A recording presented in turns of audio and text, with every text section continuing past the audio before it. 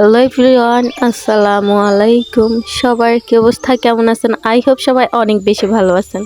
আলহামদুলিল্লাহ, আল্লাহর অশেষ রহমতে আমরা কিন্তু অনেক ভালো আছি।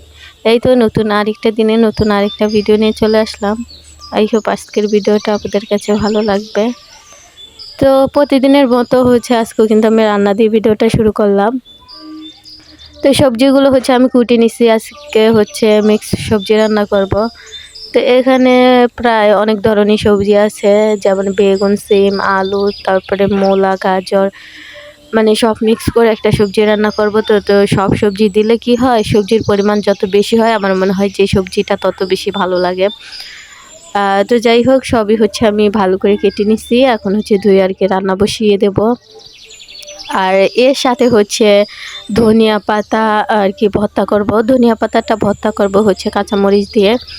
তো এখানে আমি সবজিগুলো দেখতেছিলাম, আর আমার মেয়ে বলতেছিল আম্মু আমাকে টমেটো দাও। আমি তো বলতে ভুলেই গেছি, আমি কিন্তু এখানে টমেটো দিছি।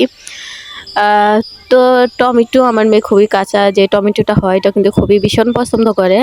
তো বিশেষ করে মেবি এখানে আমার মেয়ের জন্য টমেটো দেওয়া, কারণ যদি আমি টমেটো দিই তাহলে মিক্স সবজিটা খাবে। তো এই তো মোটামুটি কিন্তু সবজি একেবারে রান্নার শেষের দিকে। তো আমি এখানে ধনিয়া পাতা অ্যাড করে দেব।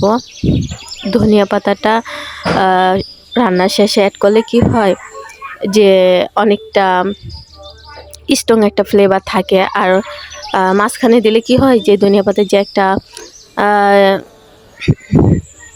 স্মেল, ওটা কিন্তু বেশি পাওয়া যায় না। তো আমি সবসময় একেবারে রান্নার শেষ পর্যায়ে ধনিয়া পাতাটা অ্যাড করে দিই। তো যাই হোক, আমার সবজি রান্নাটা কিন্তু মোটামুটি হয়ে গেছে। এখন আমি নামিয়ে নেব।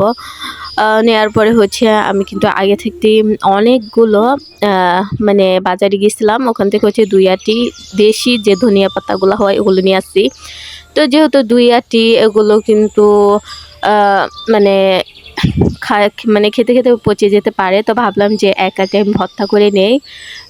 যেহেতু ধনিয়া পাতা ভর্তাটা আমার কাছে বিশেষ করে আমার কাছে ধনিয়া পাতার ভর্তাটা অনেক বেশি ভালো লাগে, তো ভাবলাম যে এক আটি ভর্তা করে নেই। তো এই তো আমি কিন্তু ধনিয়া পাতার সাথে অনেকগুলো কাঁচামরিচ অ্যাড করে দিছি। এগুলো অনেক সিদ্ধ করে নেব, নিয়ে পাটায় ভেটে মজাদার একটা ভর্তা তৈরি করে নেব। আর এটা কিন্তু একেবারে বেশি সিদ্ধ করা যাবে না, মানে মানে যে সবুজ কালারটা এটা থাকা অবস্থায় আর কি আমি নামিয়ে নেব। মানে একেবারে শুকনা শুকনা করে নেব, কিন্তু জালটা একটু বাড়িয়ে দিয়ে আর কি করে নিতেছিলাম। তো যাই হোক, আমার রান্নাবান্না কিন্তু মোটামুটি শেষই। তারপরে আমি একটু আর কি, এটা কালকের আর কি ভিডিও, তো এটাই একটু প্রথম শেয়ার করে দিলাম। তো আমি একটু বাজারে গেছিলাম, আর কি নিয়ে আসলাম ওগুলো আপনাদের মাঝে শেয়ার করব। তো এই তো এখানে অনেকগুলো বেগুন, মানে 2 কেজির মতো বেগুন, মানে মোটা যে বেগুনগুলো হয় এগুলো কিন্তু ভেজে খেতে বেশ ভালো লাগে। তারপর টমেটো, গাজর, মূলা, তারপরে সিম, আলু, পেঁয়াজ, মানে যা যা আর কি প্রয়োজন ছিল বাজারে গিয়ে তা নিয়ে আসছি।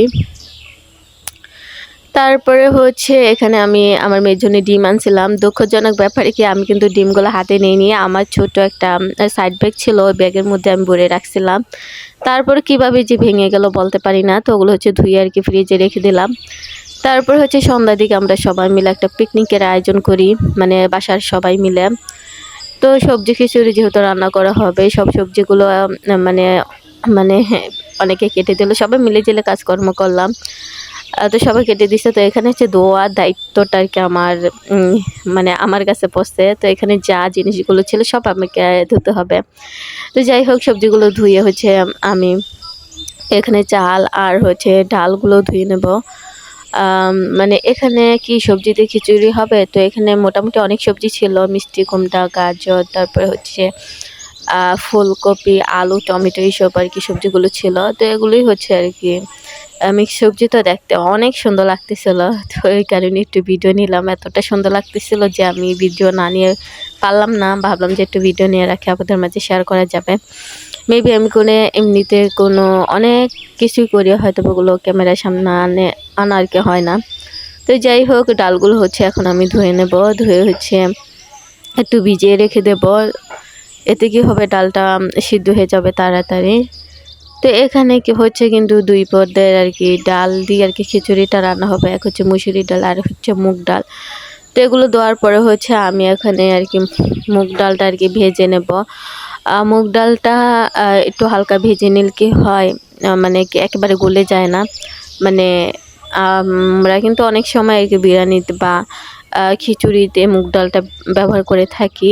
আর এই মুগ ডালটা একটু হালকা ভেজে দিলে কি হয় আর কি, অনেকটা ঘ্রাণ ছড়িয়ে যায় বা ভালো লাগে আমার কাছে। বিশেষ করে আমি সবসময় যে কোনো রান্নাতে মুগ ডালটা একটু ভেজে দিই।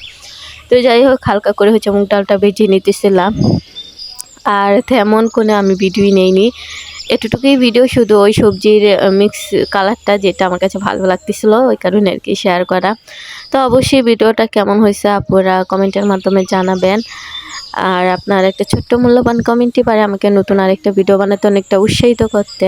তো এই তো আজকে হচ্ছে মুগ ডাল ভাজতে ভাজতে আপুদের থেকে বিদায় নিয়ে নিতেছি। আল্লাহ হাফিজ।